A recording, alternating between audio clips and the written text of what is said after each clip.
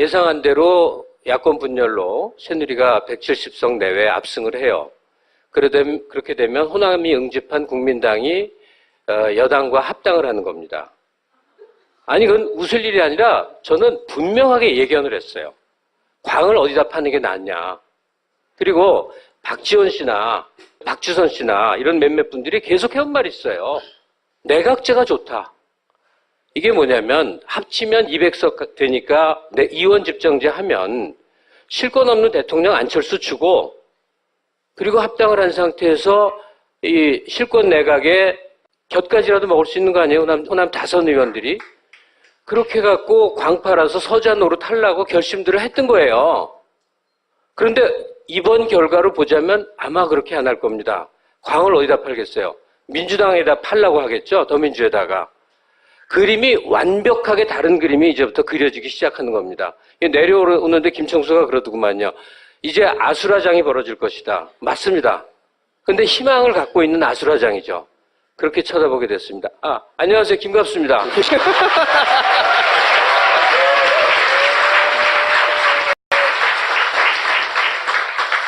이제 제가 보기에는 앞으로 벌어질 일 몇 가지 중에 하나가 이제 이 호남 민심을 어떻게 해석할 것인가.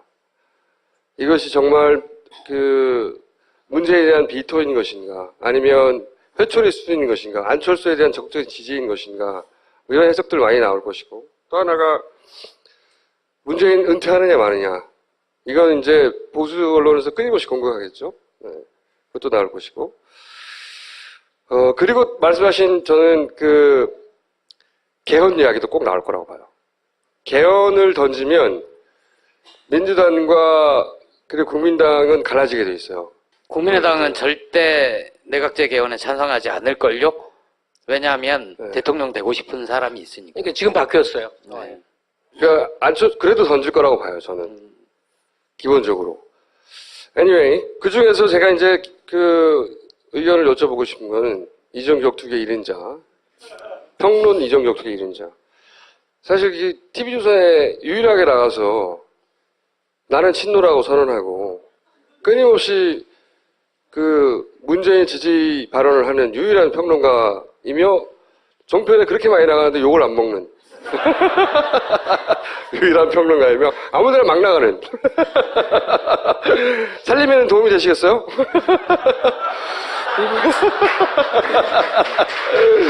저는 네. 다른 출연자보다 공 하나 정확히 더 받고 나갑니다. 그래요?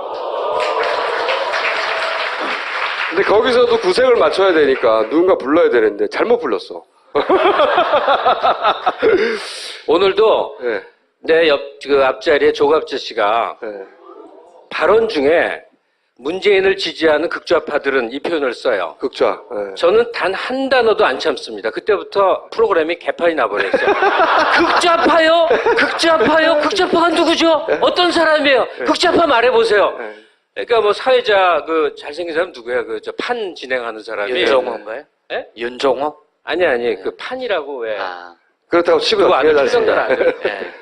뭐 수습을 해요. 그래서 이 얘기가 흘러서 선생님 같은 그분은요. 그랬더니 대한민국에 그분은 단 한 명도 없습니다. 또 이래요. 제 얘기는 그거예요. 내가 누구를 사랑하고 자기 신념이 있으면 어떠한 경우도 참지 말아라. 그리고 내 의견을 돌려서 말하지 말아라. 상대방에게 동의를 얻기 위해서 이리 돌리고 저리 돌리고 선한 척하지 말아라. 있는 그대로 말해라. 강하게 말하고 때로는 야비해질 필요가 있다. 라고 생각을 하는데 그게 종편 액세서리로 좋은가 봐요. 거기서도 그러니까 이제 김갑수 선생님으로 컨퍼런스를 하는 거예요. 이렇게 한참 편향되어 있는데 김갑수 선생님이 이렇게 막 거기서 7대1, 8대1로 싸우거든요, 보통. 저는 조갑재 씨 얘기가 이해가 가요. 자기가 봐도 자기 오른쪽에 아무도 없거든요. 그러니까 왼쪽은 다 저 멀리 보이니까 극좌인 거죠. 그분은 거짓말할 사람이 아니에요. 저는 묻고 싶은 게 이제 내일 언론들은 대체로 다 그런 걸 물었을 거란 말이에요. 대이변, 심판론 통했나, 민심은 무서웠다, 이런 게 나갈 건데 16년 만에 여소야대 라고 얘기할 수 있습니까? 선생님 말씀대로라면 이게 애매한 거잖아요. 일단 제가 그 말을 받아서 강조하고 싶은 건요. 앞으로 종편을 포함해서 보수 세력이 강조할 것이 무엇이냐 하는 거예요. 우리가 스스로 인식해야 될 것은 이건 야권의 승리가 아닙니다. 여권의 패배예요. 근데 새누리당의 과반 미달로 새누리당이 국민의 심판을 받은 일이지 야권이 전열을 정비해서 여권을 이긴 선거가 아니란 말이죠. 만약에 분당되지 않고 더 결집을 했더라면 야권이 이번에 170, 180석 먹었겠죠. 승리하지 않았어요. 다만 이제 전열을 정비할 수 있는 교두보가 마련이 되고 그리고 여권이 기세등등하던 게 이제 재편될 위기에 처하고 여러분들 지금 우리가 여당으로 분류하는 게 하나의 당인 경우가 얼마나 있었어요. 항상 국민당도 있었고 그전 정주영 국민당도 있고 호남 자민련도 있었고 뭐 이회창이 만든 당이 뭐죠? 선진당 그런 당도 있고 뭐 이름 굉장히 많죠. 늘 여러 갈래로 나뉘어 있기 때문에 지금 이것은 신사당 체제로 흐름을 보이고 있다고 저는 봐요. 여권이 분당될 확률도 상당히 높습니다. 원래는 이 결과가 아니었다면 신3당 합당이었을 겁니다. 신합당, 3당 합당은 뭐냐면 새누리와 호남이 하나의 당으로 합쳐버리는 그 과정이죠. 그걸 볼 뻔했는데 다행히 지금 그렇게 될 확률은 적습니다. 어쨌든 첫 번째 국민이 새누리의 정책 기조, 즉 박근혜 정권에 대해서 심판을 내렸다. 이거 하나를 명확히 해야 된다. 이렇게 생각을 합니다. 그 국민당 호남 석권에 대해서 어떻게 해석하세요? 호남의 뭐 문재인 홀대론이나 그것이 어떻게 만들어졌는가에 대해서 제가 주구장창 주장했는데 어쨌든 결과로서 이제 호남의 위상 혹은 뭐 호남 홀대론이 가야 뭐랄까요 어떻게 해체해야 하는 것인지. 제가 지난주 파파이스를 봤는데 전남대 철학과 교수분이 하나 오셨죠? 네. 그분이 정답을 다 말했는데 아직도 이상해요. 호남이 소외감과 박탈감과 분노를 갖고 있는 건 현실적 사실 아니에요. 네, 그렇죠. 그걸 부정하면 아무것도 출발되지 않죠. 그리고 그것은 아주 뿌리 깊은 내력을 갖고 있습니다. 가령 저를 예를 들면 저는 마음의 고향이자 실제 부모의 고향이 이북이에요. 그러니까 평안남도 강서인데 지역 감정이란 걸 느낄 여지가 별로 없는데 여기 오는 택시에서 택시 기사가 그 말에 저는 충청도 사람인데 노웅래를 찍어서 좀 그렇다 찝찝하다 그런 얘기를 해요. 내가 어디서 태어난 거하고 내가 지금 어떤 정치인을 지지하는 게 왜 관계가 있지? 그러나 그렇지 않더라고. 특히 호남 갖고 타고 있는 관계 있게 만들었죠. 예. 근데 네. 호남이 갖고 있는 분노와 박탈감이라는 실체가 당연히 박근혜를 향해서 보수 여권을 향해서 치밀어야 되는데 그게 이상하게 휘어서 현재 문재인에게 와 있죠. 왜 문재인에게 와 있냐고 따지면 안 되죠. 새누리당 김무성이나 이 늙은 의원들이 뭐 잘못했습니다 하고 엎드려 절을 해요. 그럼 쇼한다고 그러죠. 그런데 표가 나와요. 왜 그럴까? 새누리당 그 지지자들은 그래요. 저거 쇼하는 거 알아. 하지만 저 높고 대단한 사람들이 저렇게라도 해줄 때는 하고 마음이 풀려요. 내가 문재인 대표였다면 이 모든 갈등이 그전부터 있다 하더라도 폭발된 거는 그 새정치연합 대표 경선 때 벌어진 거 아닙니까? 그렇죠. 예, 박전하고 결정적으로 해서 호남 사람들 이건 이제 더 이상 내 당이 아니야 이랬다는 거 아니에요? 본인이 당선되기 위해서 적극적으로 활용했죠. 호남 홀대론과 그 얘기를 다 끄집어냈어요. 아니 박지원이 혼자 떠들어서 그렇게 되는 게 아니라니까요. 그 네. 호남 사람들이 옛날부터 마음속에 그런 응어리가 있는데 끄집어냈다고요, 제 말은. 예, 예, 왔다니까요. 그러니까 제가 문재인이었다면 이게 얼마나 심각한 문제인지를 첫째 깨달았었어야 돼요. 맞는 이야기인데 이게 호남에서 자라고 호남의 정서를 쭉 접하면서 젖어 있지 않으면 대단히 이해하기 힘들어요. 근데 그걸 밖에서. 이해를 못하면 네. 정치 리더가 될 수가 없죠. 그것도 동의합니다. 예. 네. 아니 그래서 문재인 대표가 당 대표를 어렵게 된 다음에 제일 먼저 했어야 될 일은 양산의 집을 팔고 광주로 이사를 왔어야 돼요. 그죠? 아니 뭘 박수를 치고 그래. 종편에선 쇼라고 하겠죠? 네. 그러나 광주나 전라남북도의 도민들은 그렇게 생각을 해요. 오죽하면 우리 마음 살라고 저 짓까지 하냐. 아이고 쯧쯧 불쌍해 하면서 받아준단 말이에요. 그거를 맨날 며칠 몇 달 계속 했었어야 된단 말이죠. 종편만큼 집요하게. 전 문재인 대표가 아니했다고 생각해요. 정말 아니했던 거예요. 이걸 이렇게 추스릴 줄 몰랐던가 하고 사태가 여기까지 온 데에 대해서 문재인 대표 책임론을 묻는다면 그 정서적 차원에 대해서 둔감했거나 아니했거나 무대책이었어요. 이 부분은 그건 제가 좀 아는데 궁금해했어요. 끊임없이. 근데 잘 이해를 못했어요. 그 양반이 가지고 있는 한계이기도 한데 이게 논리적이고 합리적으로 설명이 안 되는 거야. 그러니까 끊임없이 물었대요. 물었는데 잘 이해를 못한 거예요. 살아야 돼요, 거기 가서. 뭐 부동산 하세요, 거기서? 그거 하나 여쭤볼게요.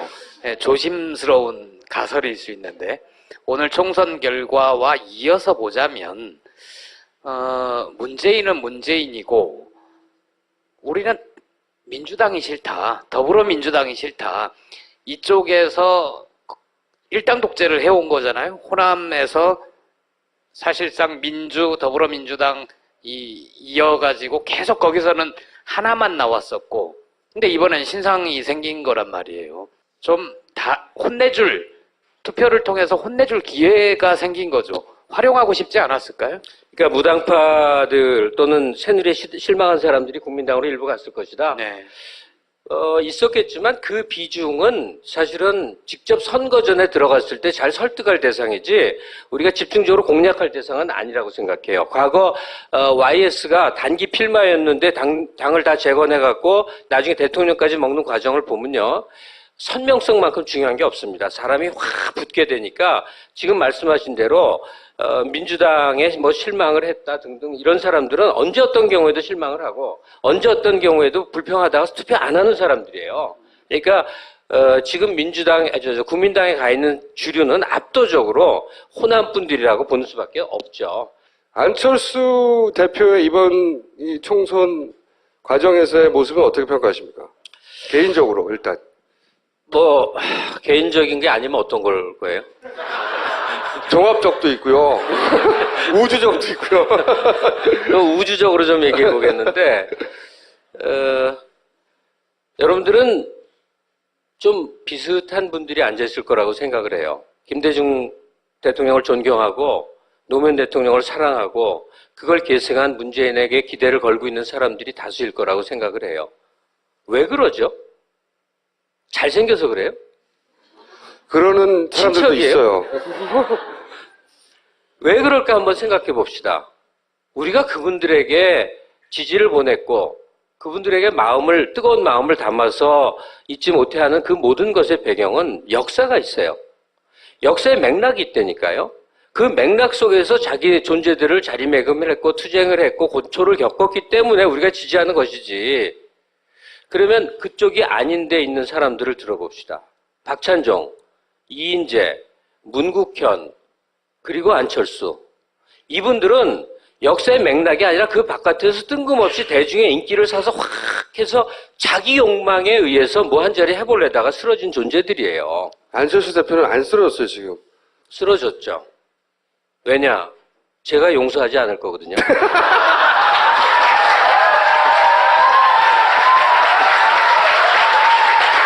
절대로 용서하지 않습니다.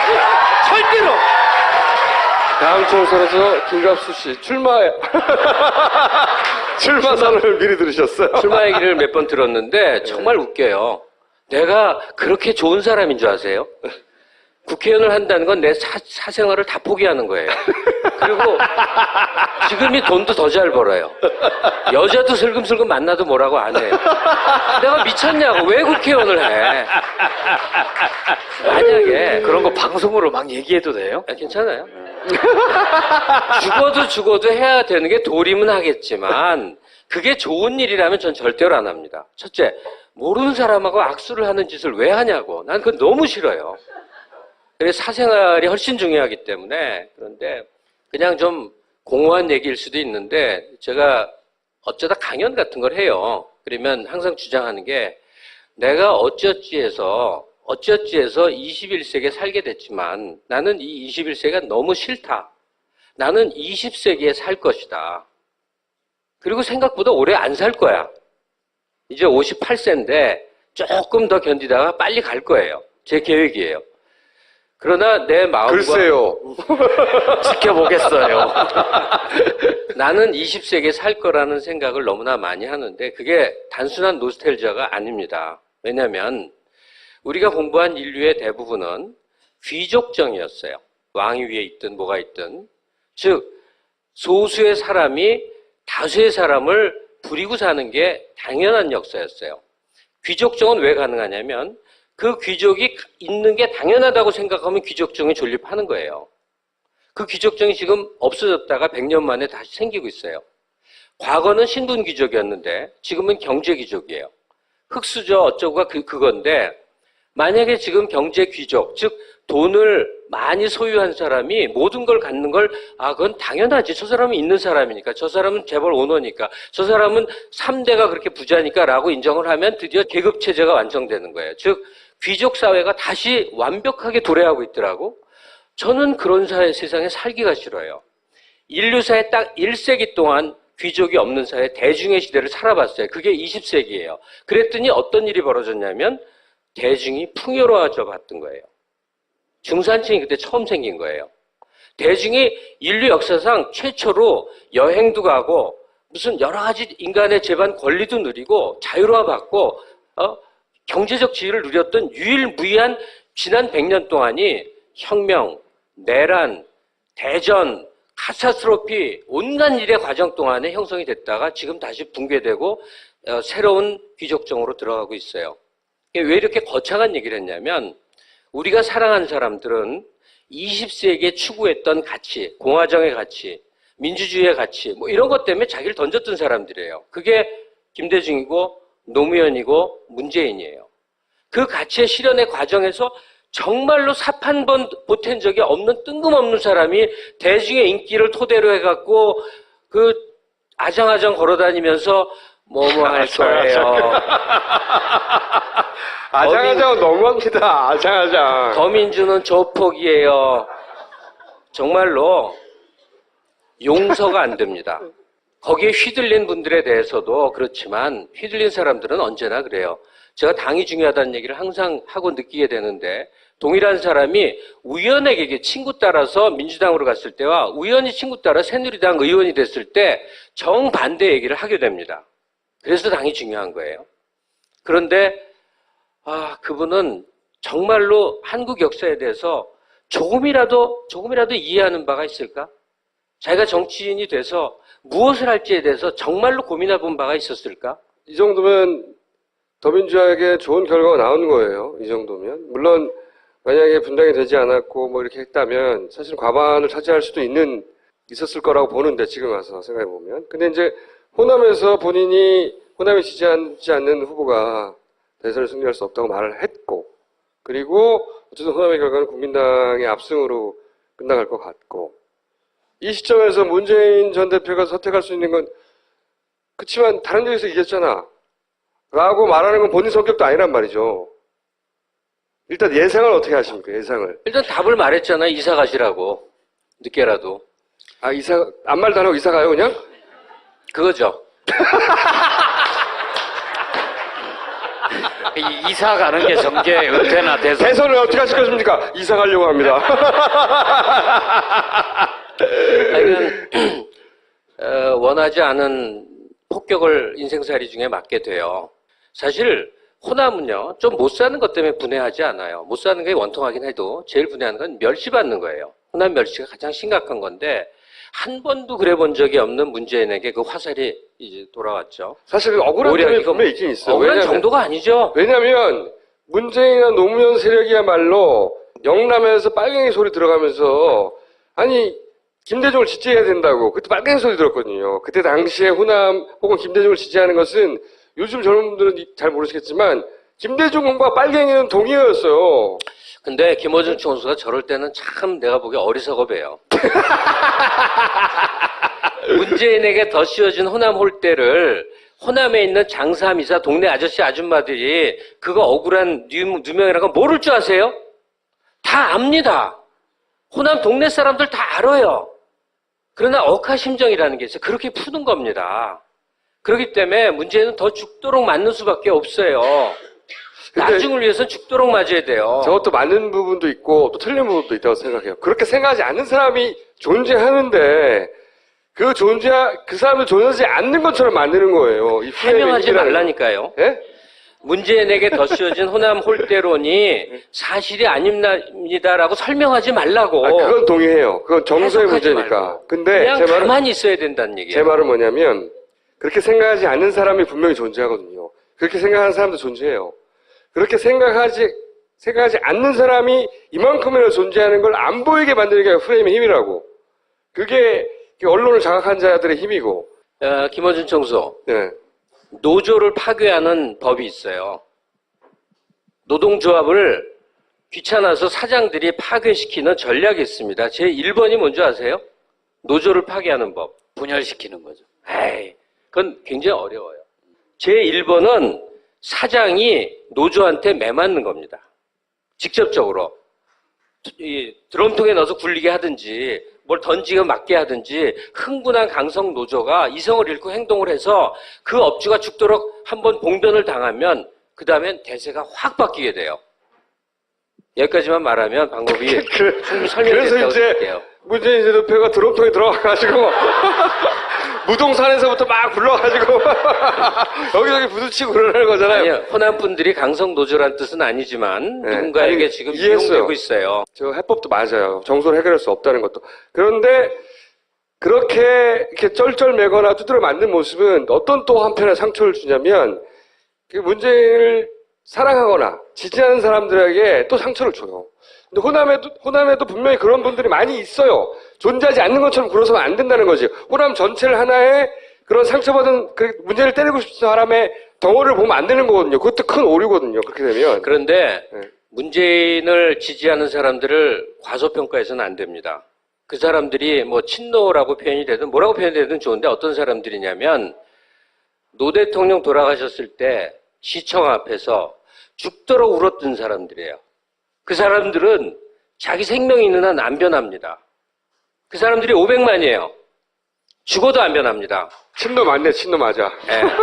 선거와 관련해서 자 구도, 인물, 환경 세 가지 봅시다. 이거 지금 결판 났어요. 구도는 야권 분열이에요. 다 망할 줄 알았어요. 인물 봅시다. 여권은 리더가 없는 그러면서 그래서는 안 되는 대통령 선거거든. 박근혜가 대통령 이번 선거에 개입한 것이 아주 치명적인 문제였다고 생각을 해요. 인물 야권은 압도적인 대선 후보 지지율을 가진 자원이 있었어요. 환경, 경제가 무지하게 나빴는데 감췄지만 사람들 생활 속에 있는 건데 어떻게 감추냔 말이에요. 여러분들 제가 50 때 저렇게 나쁜 놈들이 대통령을 하고 국사를 좌우하는데 왜 시민들이 가만히 있지? 정말로 이해를 못했다가 세월이 지나서 깨달았다니까요. 왜 시민들이 민정당에 표를 찍었게요? 살기가 괜찮았던 거예요. 사람들은 경제 변수에 좌우됩니다. 지금 야권이 선거운동을 잘해서 그래서 희망을 보이게 된 것 같아요? 전혀 아닙니다. 선거운동 하는 거 보면 맨날 춤춰요. 모여서 춤춘다고 표를 주냐고. 그런데 좌우간 울 수는 없잖아. 좌우간 새누리가 개박살이 났어요. 이유는 단 하나예요. 살기가 너무 힘든 거예요. 앞으로 희망도 없고 이대로 가면 더 나빠질 것 같은 거예요. 사람들은 본능적으로 알거든. 그 결과물이거든요. 자, 문제는 그 환경 속에 있어요. 경제 앞으로 어떻게 될 것 같죠? 아마 굉장히 더 나빠질 겁니다.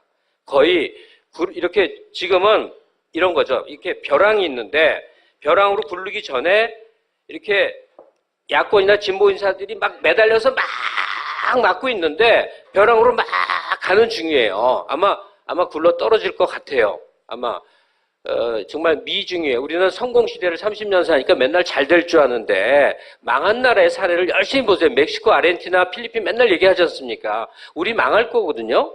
진짜로 망할 거예요. 이미 망했는데 그 여진으로 조금 버티는 거예요. 누가 맞나 봅시다. 우린 이미 망했어요. 문 닫아라! 그 말씀 중에 새누리당이 망했다고 하는데 사실 그거는 출구조사 결과를 보고 말씀하시는 거잖아요. 망했죠. 우리나라는 망했을지 몰라도 새누리는 망하지 않았죠. 저는 이렇게 보는데 일단 박근혜 대통령 레임덕이 왔죠. 박근혜 대통령이 내리 꼽았는데 그것 때문에 선거 망쳤죠. 그러면 박근혜 대통령 반대쪽에 누가 있죠? 김무성 이 비박들이 존재해요. 비박이 한 덩어리일까요? 혹은 김무성 대표가 지도력을 발휘할 수 있을까요?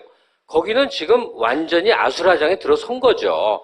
누가 그걸 수습할까요? 박근혜 대통령이 지금 새누리당을 수습해서 일관되게 끌고 갈 수 있을까요? 그 반대일까요? 거기는 지금은 당분간은 아노미 상태겠죠. 그냥 본론 하고 싶었던 얘기를 바로 끝내도 될까요? 네, 그럼. 예. 그러니까 문제는 저쪽은 신경 쓰지 마시고. 제가 좀 바쁩니다. 여기 저쪽을 봐주세요. 처음에는 이제 박근혜 심판이라는 것을 우리는 떠드는 사람들이 돼야 된다. 이 생각을 좀 많이 했어요.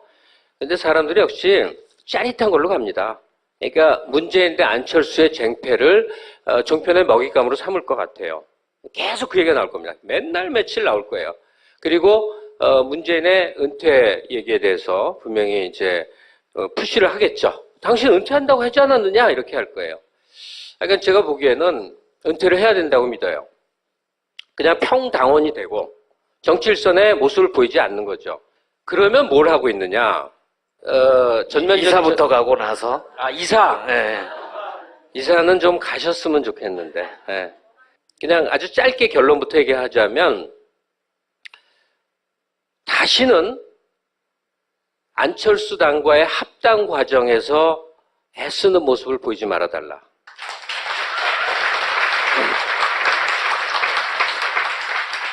지난 대선 때 문재인 후보가 후보도 아니라 안 할래? 그럼 관도. 그러고 밀고 나갔어도 과정은 똑같았고 결국 단일 후보가 돼서 대선을 먹었다고 저는 생각해요.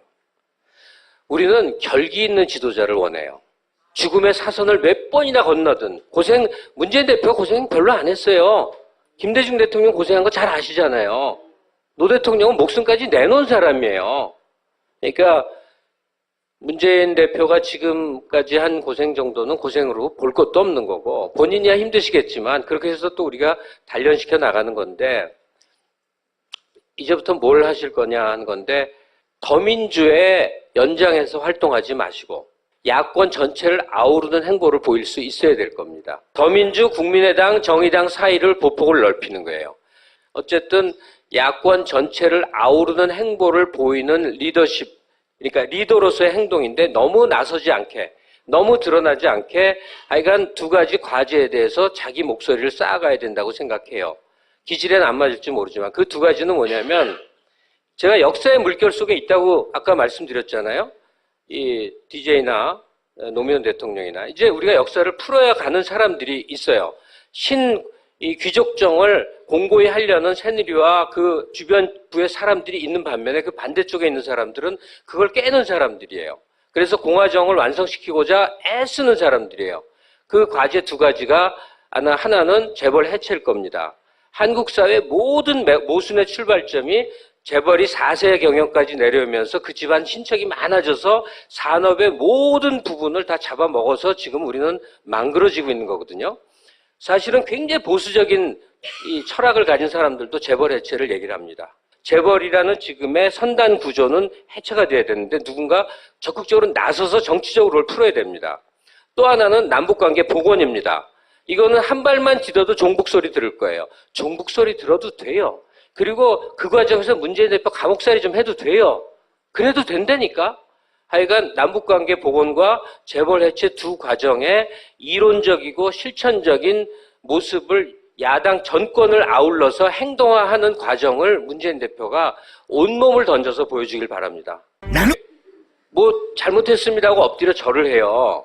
그럼 쇼한다고 그러죠? 그런데 표가 나와요. 왜 그럴까? 새누리당 그 지지자들은 그래요. 저거 쇼하는 거 알아. 하지만 저 높고 대단한 사람들이 저렇게라도 해줄 때는 하고 마음이 풀려요. 내가 문재인 대표였다면 이 모든 갈등이 그전부터 있다 하더라도 폭발된 거는 그 새정치연합 대표 경선 때 벌어진 거 아닙니까? 그렇죠. 예, 박전하고 결정적으로 해서 호남수원들 이건 이제 더 이상 내 당이 아니야 이랬다는 거 아니에요? 본인이 당선되기 위해서 적극적으로 활용했죠. 호남 홀대론과 그 얘기를 다 끄집어냈어요. 아니 박지원이 혼자 떠들어서 그렇게 되는 게 아니라니까요. 그 네. 호남 사람들이 옛날부터 마음속에 그런 응어리가 있는데 끄집어냈다고요, 제 말은. 예, 예, 왔다니까요. 그러니까 제가 문재인이었다면 이게 얼마나 심각한 문제인지를 첫째 깨달았었어야 돼요. 맞는 이야기인데 이게 호남에서 자라고 호남의 정서를 쭉 접하면서 젖어 있지 않으면 대단히 이해하기 힘들어요. 근데 그걸 밖에서. 이해를 못하면 네. 정치 리더가 될 수가 없죠. 그것도 동의합니다. 예. 네. 아니 그래서 문재인 대표가 당 대표를 어렵게 된 다음에 제일 먼저 했어야 될 일은 양산의 집을 팔고 광주로 이사를 왔어야 돼요. 그죠? 아니 뭘 박수를 치고 그래. 종편에선 쇼라고 하겠죠? 네. 그러나 광주나 전라남북도의 도민들은 그렇게 생각을 해요. 오죽하면 우리 마음 살라고 저 짓까지 하냐, 아이고 쯧쯧 불쌍해 하면서 받아준단 말이에요. 그거를 맨날 며칠 몇 달 계속 했었어야 된단 말이죠. 종편만큼 집요하게.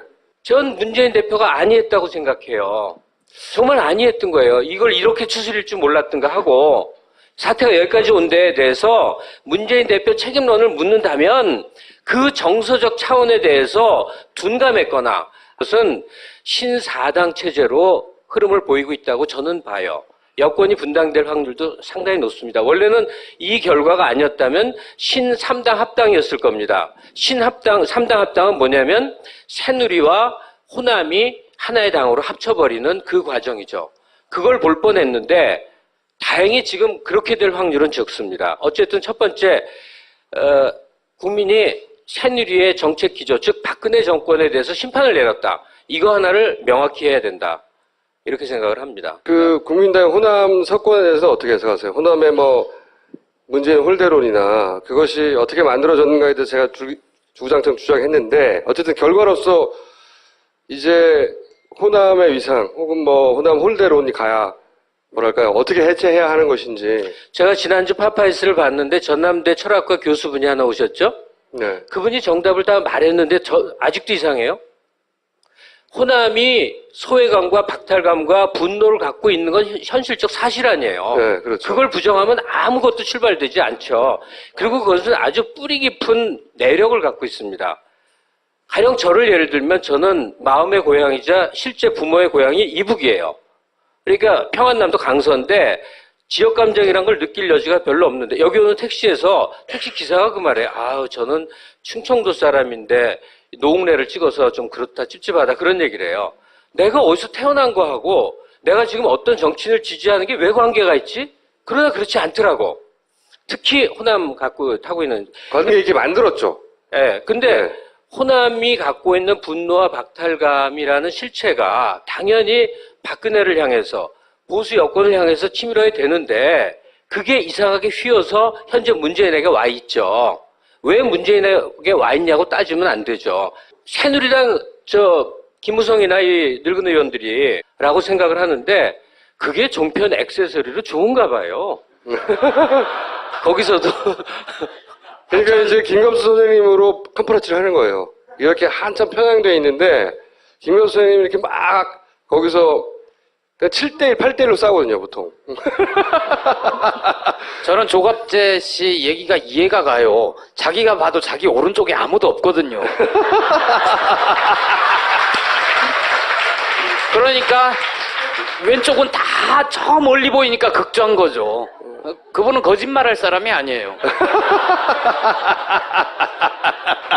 저는 묻고 싶은 게 이제 내일 언론들은 대체로 다 그런 걸 물었을 거란 말이에요. 대이변, 뭐 심판론 통했나, 민심은 무서웠다 이런 게 나갈 건데 16년 만에 여소야대라고 얘기할 수 있습니까? 선생님 말씀대로라면 이게 애매한 거잖아요. 일단 제가 그 말을 받아서 강조하고 싶은 건요. 앞으로 종편을 포함해서 보수 세력이 강조할 것이 무엇이냐 하는 거예요. 우리가 스스로 인식해야 될 것은 이건 야권의 승리가 아닙니다. 여권의 패배예요. 근데 새누리당의 과반 미달로 새누리당이 국민의 심판을 받은 일이지 야권이 전열을 정비해서 여권을 이긴 선거가 아니란 말이죠. 만약에 분당되지 않고 더 결집을 했더라면 야권이 이번에 170, 180석 먹었겠죠. 승리하지 않았어요. 다만 이제 전열을 정비할 수 있는 교두보가 마련이 되고 그리고 여권이 기세등등하던 게 이제 재편될 위기에 처하고 여러분들 지금 우리가 여당으로 분류하는 게 하나의 당인 경우가 얼마나 있었어요. 항상 국민당도 있었고 그전 정주영 국민당도 있고 호남 자민련도 있었고 뭐 이회창이 만든 당이 뭐죠? 선진당 그런 당도 있고 뭐 이름 굉장히 많죠. 늘 여러 갈래로 나뉘어 있기 때문에 지금 이거 예상한 대로 야권 분열로 새누리가 170석 내외 압승을 해요. 그렇게 되면 호남이 응집한 국민당이 여당과 합당을 하는 겁니다. 아니 그건 웃을 일이 아니라 저는 분명하게 예견을 했어요. 광을 어디다 파는 게 낫냐. 그리고 박지원 씨나 박주선 씨나 이런 몇몇 분들이 계속 해온 말이 있어요. 내각제가 좋다. 이게 뭐냐면 합치면 200석 되니까 이원 집정제 하면 실권 없는 대통령 안철수 주고 그리고 합당을 한 상태에서 이 실권 내각에 곁가지라도 먹을 수 있는 거 아니에요? 호남 다선 의원들이. 그렇게 해갖고 광 팔아서 서자 노릇 하려고 결심들을 했던 거예요. 그런데 이번 결과로 보자면 아마 그렇게 안 할 겁니다. 광을 어디다 팔겠어요? 민주당에다 팔라고 하겠죠? 더민주에다가. 그림이 완벽하게 다른 그림이 이제부터 그려지기 시작하는 겁니다. 내려오는데 김청수가 그러더구만요. 이제 아수라장이 벌어질 것이다. 맞습니다. 근데 희망을 갖고 있는 아수라장이죠. 그렇게 쳐다보게 됐습니다. 안녕하세요. 김갑수입니다.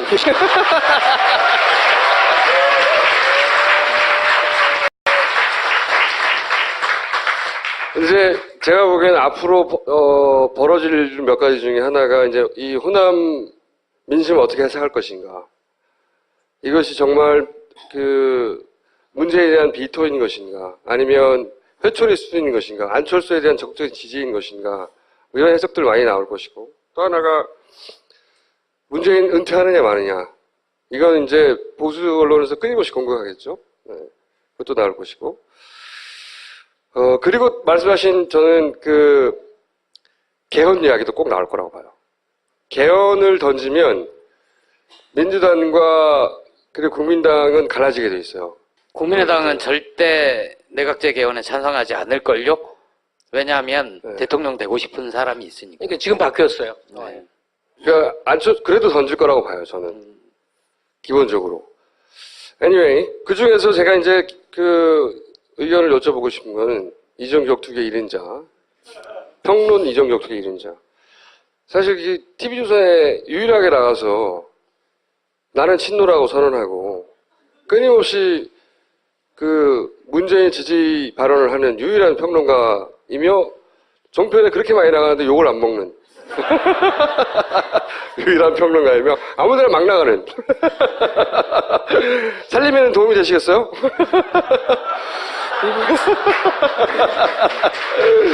저는 이분 네. 다른 출연자보다 공 하나 정확히 더 받고 나갑니다. 그래요? 근데 거기서도 구색을 맞춰야 되니까 누군가 불러야 되는데 잘못 불렀어. 오늘도 네. 내 그 앞자리에 조갑재 씨가 네. 발언 중에 문재인을 지지하는 극좌파들은 이 표현을 써요. 극좌. 네. 저는 단 한 단어도 안 참습니다. 그때부터 프로그램이 개판이 나버렸어요. 극좌파요? 극좌파요? 극좌파가 누구죠? 어떤 사람이에요? 극좌파 말해보세요. 그러니까 뭐 사회자 그 잘생긴 사람 누구야? 그 저 판 진행하는 사람이 윤종호인가요? 예? 윤종호? 아니 그 판이라고 왜? 그렇다고 치고 그거 아는 나가지 출연들 않습니다. 아들? 뭐 수습을 해요. 그래서 이 얘기가 흘러서 그 선생님 같은 그분은요. 그랬더니 대한민국에 그분은 단 한 명도 없습니다. 또 이래요. 제 얘기는 그거예요. 내가 누구를 사랑하고 자기 신념이 있으면 어떠한 경우도 참지 말아라. 그리고 내 의견을 돌려서 말하지 말아라. 상대방에게 동의를 얻기 위해서 이리 돌리고 저리 돌리고 선한 척하지 말아라. 있는 그대로 말해라. 강하게 말하고 때로는 야비해질 필요가 있다.